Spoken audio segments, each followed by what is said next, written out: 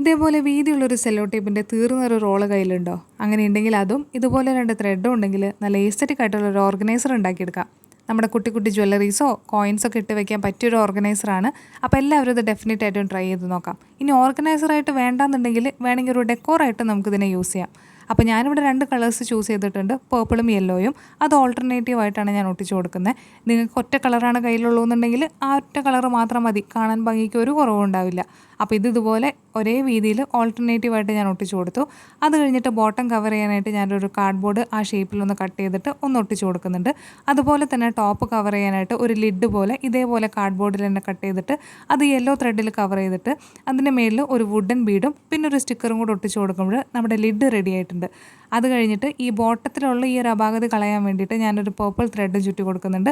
അതുപോലെ തന്നെ ടോപ്പിൽ അപാകത കളയാനായിട്ട് ഒരു യെല്ലോ ത്രെഡും ചുറ്റി കൊടുക്കുന്നുണ്ട്. അപ്പോൾ അത്രയേ ഉള്ളൂ. നമ്മുടെ ഇഷ്ടമുള്ള സാധനങ്ങൾ ഇതിനകത്ത് സൂക്ഷിച്ച് വെക്കാം.